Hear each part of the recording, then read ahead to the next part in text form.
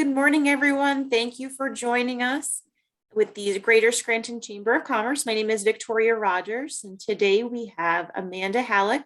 She is a City of Scranton's Business Transformation Specialist, and we'll be reviewing some information about the updates that came through the city this past week. Thank you so much, Amanda, and please let us see what's new. Yeah. So today I'll be showing you our new public portal. We'll have a bunch of different applications on here, different forms you can fill out for the city. The core of it really is licensing and permitting, and then we've been adding all sorts of other applications to it as we go. One example is the LERTA application for different ways you can apply to the Economic and Community Development Department at the city.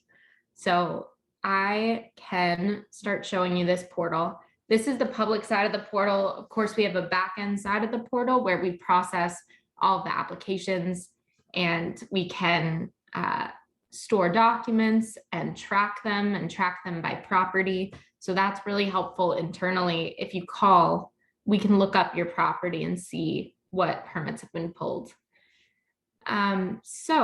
So here we have the homepage. It's scrantonpa.viewpointcloud.com. Viewpoint is part of OpenGov, our service provider. We have the login and sign up buttons. This website does require an account, but that's actually a great feature of it, because then you can track everything you've applied to, and you can pre-fill a lot of your information: name, email, phone, address, everything that you would normally have to write out on an application. You can pre-fill that for a lot of our applications.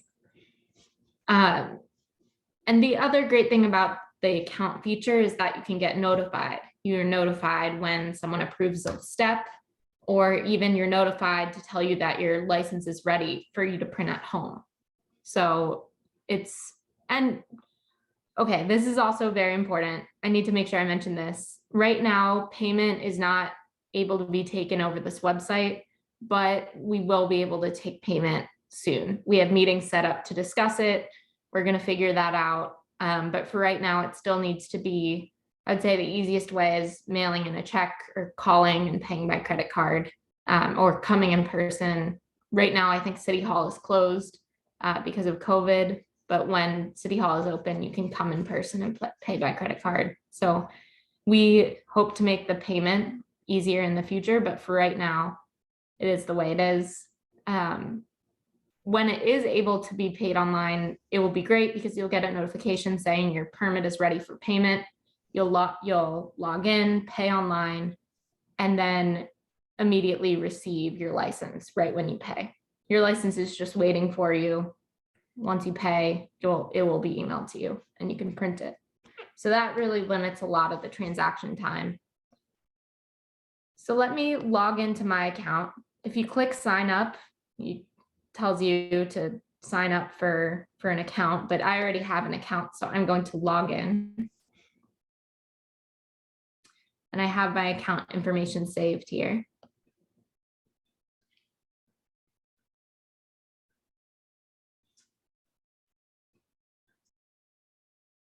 Do you have any questions so far, anyone? If you don't, I'll just keep talking.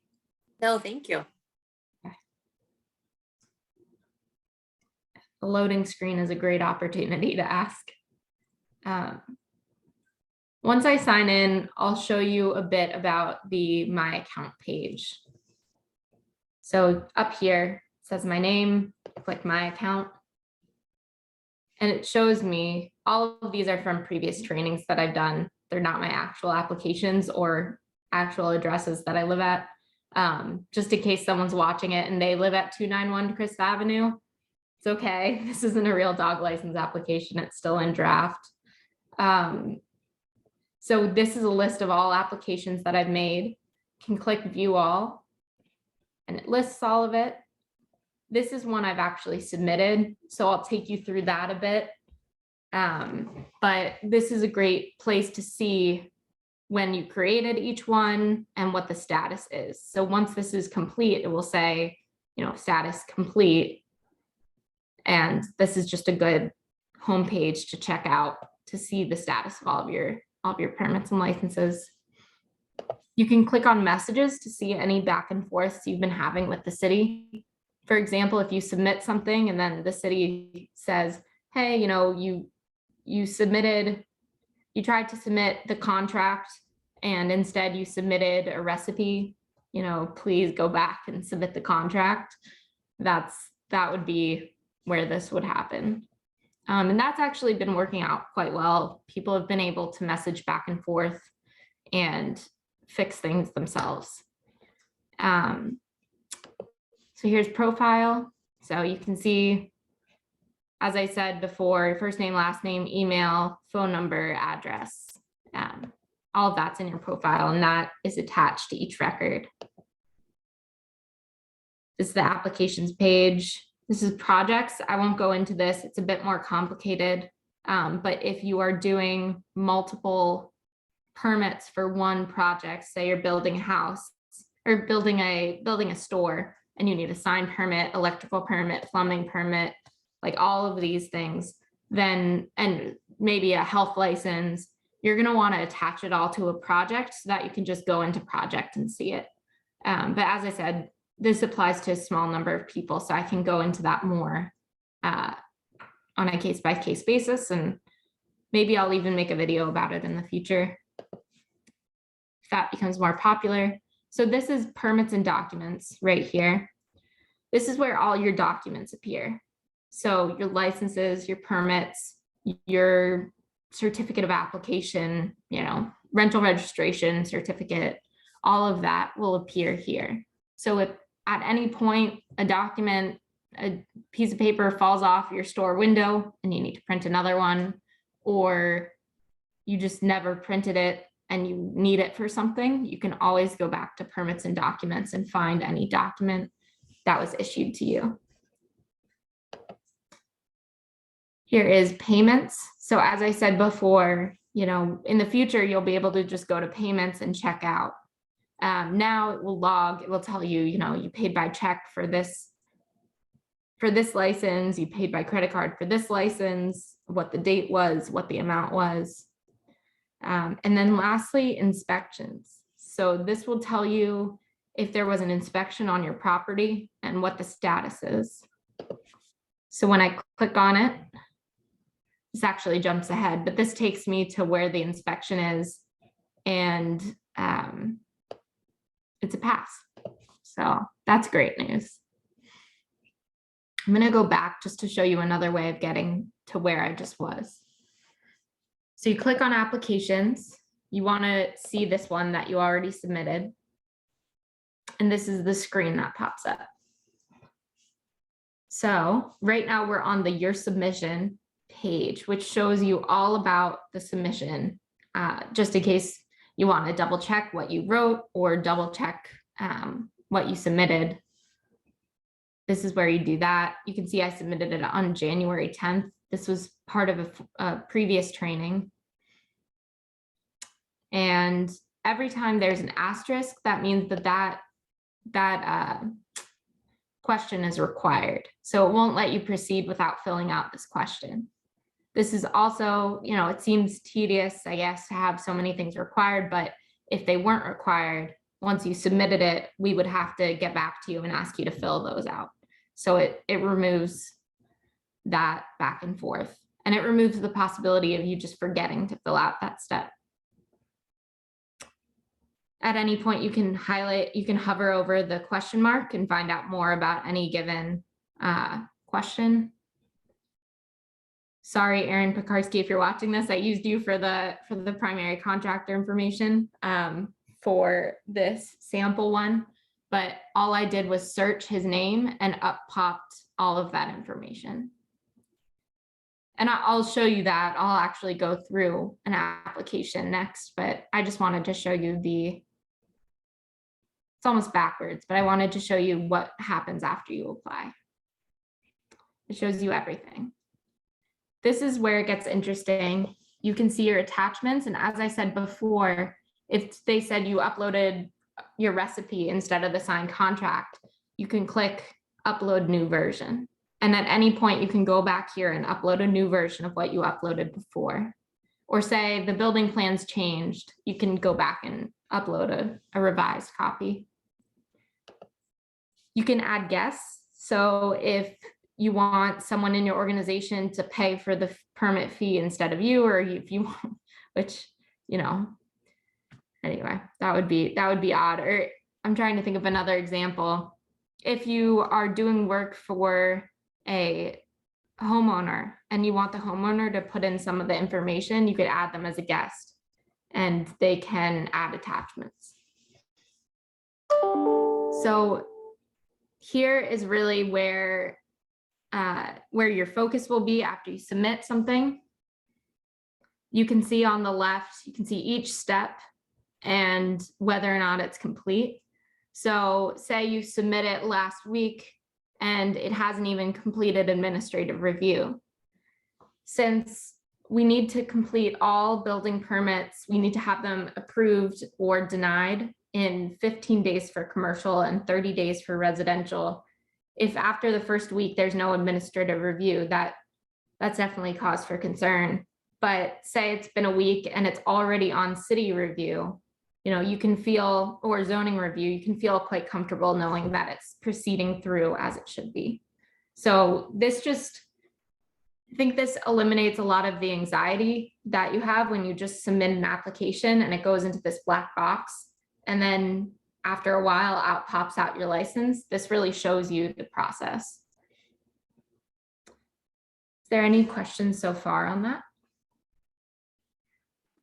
Amanda, what was the process prior? Obviously, this makes it so much easier, especially with COVID right now, everyone's at home. So what was the process before? Did they literally have to go to City Hall and fill out an application paper-wise?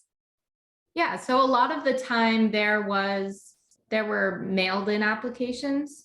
We recently within the past 2 or 3 years, as I said, I said this before, I've only been with the city a year and a half. So I think this happened before my time, maybe at the start of COVID. They started taking applications scanned in to the LPI email address.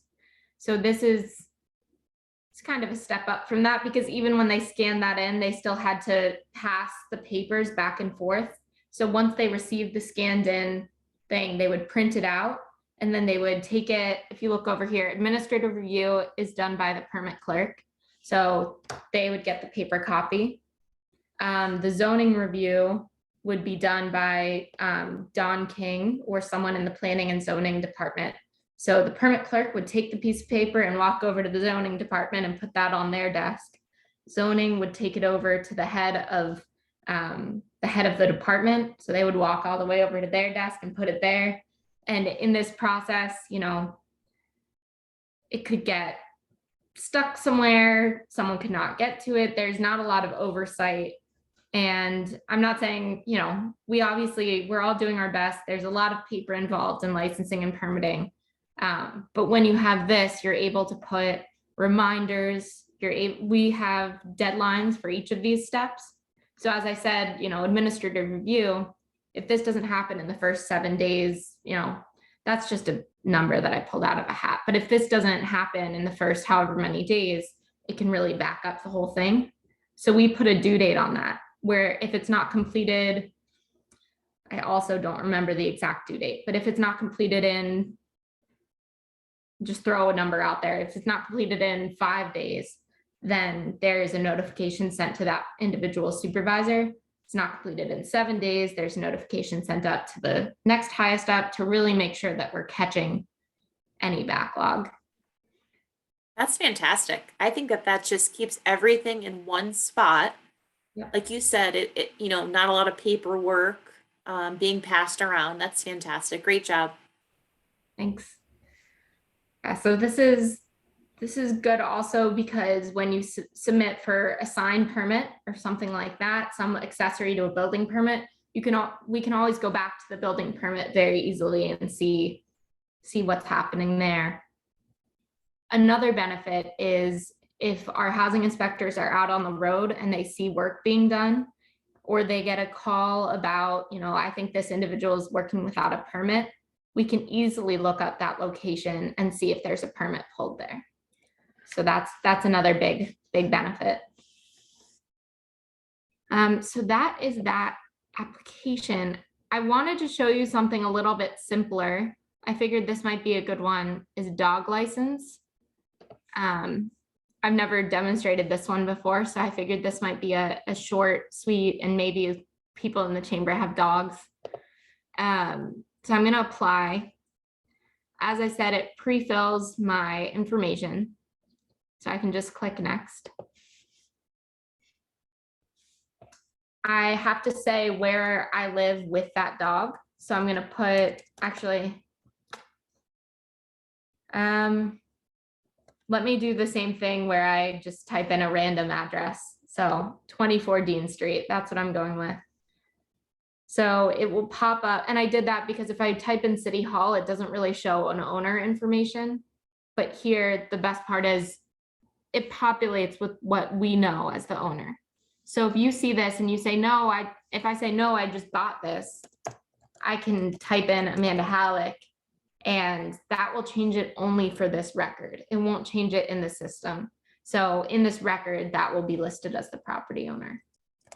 I'm not going to do that because they are the owners, but it will show their address. You can see this is a homeowner who's living in the home they own, lot area, zoning, residential 2. So I'm going to click next because that looks correct. Dog owner's name. So this is in case the applicant and the property owner, neither is the dog owner's name. We want to make sure that we have the dog owner's name in there. Say I'm renting and I'm filling this out for my roommate. I don't know why you would do that, but we just have this here so that we know for certain what the dog owner's name is. And this is something where, after a while of doing this, if this looks to be not necessary, we can take this out. But for right now, we have that in there. As you can see, fields are required, but you can always type nonsense into there. We ask that you not do that. If you do that, we will ask you to go back and actually fill it out. But for time's sake, I want to do that. This question is an interesting topic to talk about. Our fees are based on a number of things. For each different application, there are different factors. So one of the factors for the dog license is whether or not the dog owner is over 65 years of age. Or over or equal to 65 years of age. So we are able to ask this question and then say no, and then calculate the fee based on that answer. So that's a great way to, keep that fee correctly calculating and to really be transparent with how that fee is being calculated. Do dog's name. Be Victoria. Breed, you're welcome. I'll say golden doodle. Female, dog's age is 2. So you need to put in the rabies vaccination date, when it expires. Let's do in the future. The vet clinic, tag number. Anyway, you see what I mean. You fill all of this out. This actually isn't a good record to demonstrate because there are no attachments required, but in the future there will be required attachments. You can also click this and just add any attachment you want. You could add a picture of the dog. Please don't do that. We don't need that, but you can add anything you would like. Say you need a picture, you want to add a picture of the vet's business card or something. I don't know what you would add for this, but in any other record, you can add attachments. It asks you to review the submission, and then you confirm and submit.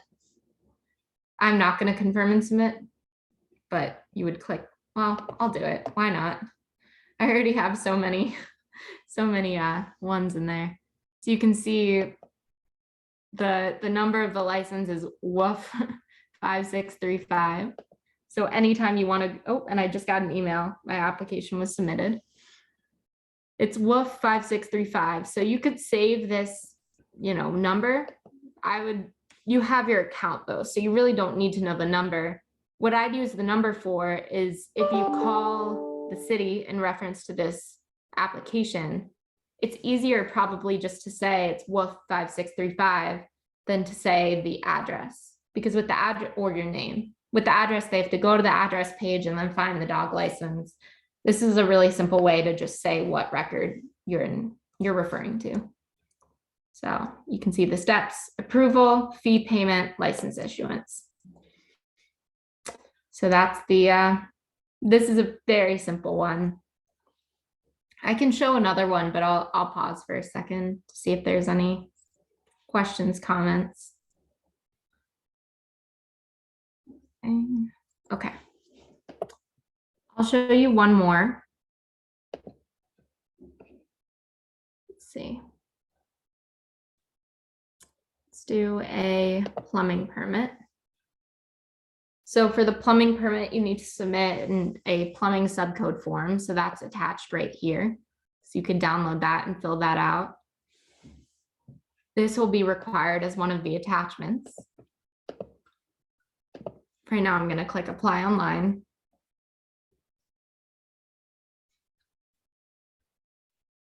And again, this is the same process as I did before. It should seem very familiar.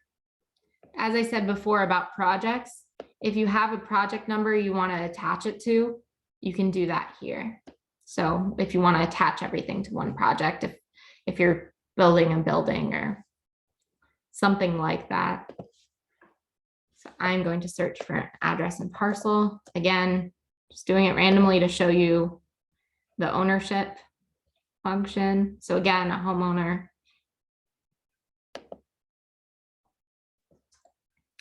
Project cost.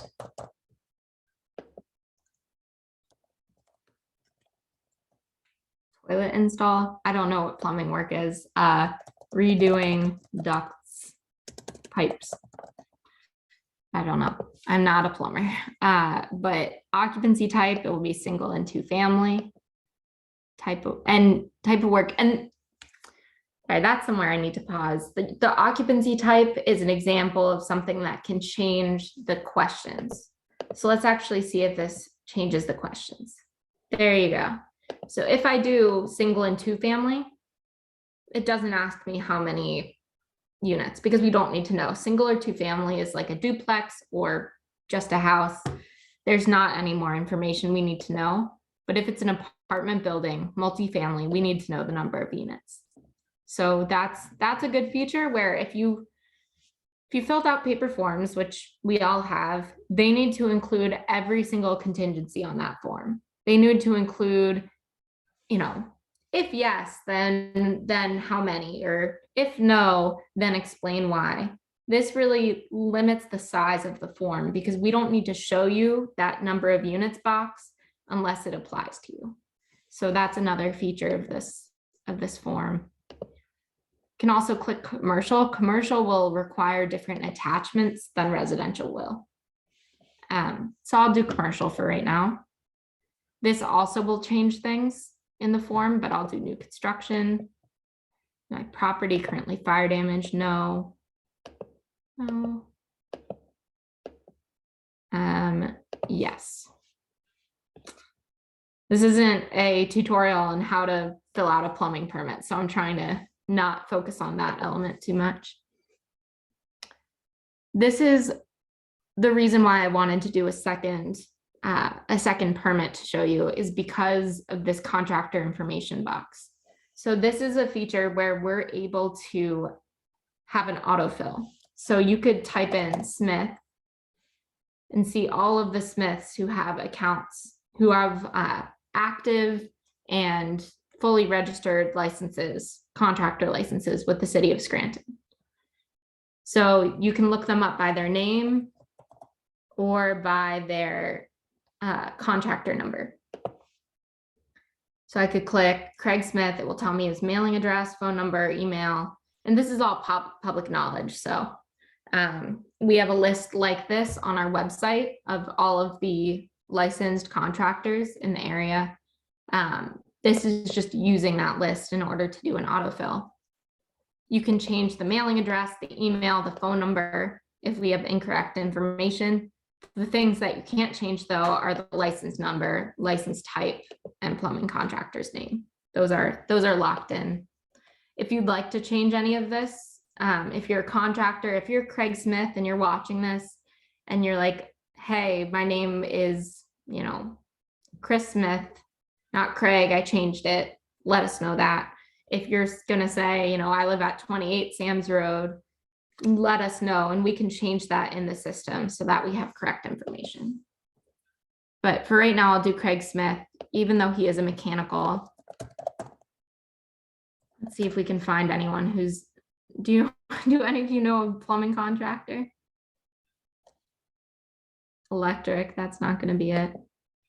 Well, I'm not gonna find a plumbing contractor just by searching. Nope. Let's just plug that in there and just keep going. Here's another part, another feature, which is a multi-entry section. So here you can put in what type of fixture you'll be putting in. So I'll say water piping. Say I'll put in five water piping. Click save. So that will show me one. I can add another fixture. So in addition to water piping, I'm going to put in a kitchen sink. I'm going to do two. We have 2 kitchen sinks in my house. Not in my house, but in this house, in my dream house. So click save. So you can see here, they pile up and you can add as many as you'd like for as many elements that you're doing. Food disposer, 1. So there you go. That's a multi-add section. Says require signatures. And then, as I said before, it will need the NEIC subcode form. So you would fill this out on your computer, save it, or on paper and then scan it. And then you would upload it here. Here's the application. So that's that. I'd say that's pretty much, as you know, it's a lot of information. That's as far as we probably would take it right now. One more piece of business just to tell you, we have a select number of applications on here right now. And that was really based on a number of factors such as, you know, urgency. So how many we're getting every day that we're like, we need to get the building permit up there because we're getting a lot of building permits and that would be really great to get up there. Or for the LERTA application, the individual doing that just had a lot of capacity to get that ready to put up there. For example, with the fire department, we involved them a little bit later in the process. So while you can apply for your fireworks permit with the fire department directly, but we are working hard to get the fire department up and running on here so that you could apply for any fire permits on here. So if you see something missing from here that you're like, hey, I really want to get my fireworks permit on this website, please hurry up and do that. You should feel free to email me and we'll take note of your request and push a little harder on that one. But we're working quickly to get this all done. Hopefully we took care of what you need. I think dog license was very popular to get up on there. We saw a lot of increased dog licenses once we put it up. Yep, that's it. Thank you so much. That's very important to know all this. I don't think there's any questions. So I want to thank you, Amanda, and I appreciate it. And so what's kind of coming down the pike here? I know not everything is loaded, but what do you think a good estimated date or time if something's not on here to check back? If an application type is not on here, I would say before summer would be my personal goal to get everything that we have up here. There's also something coming. We're working with the law department to see about putting a search feature up here where you could search for a property and see what applications are attached to that. Obviously, there's a lot of privacy concerns in relation to that, so we'll be discussing that. But yeah, you can look forward to seeing more applications on here and possibly even a search feature so that you can see permits by property. That's great. Fantastic. I really appreciate your time today and the great information, and congratulations on everything going virtual on your site. It seems like it's very organized, and looking forward to, much more coming out with updates. So I appreciate everything and have a great day. Of course, you too. Thank you. Thanks so much.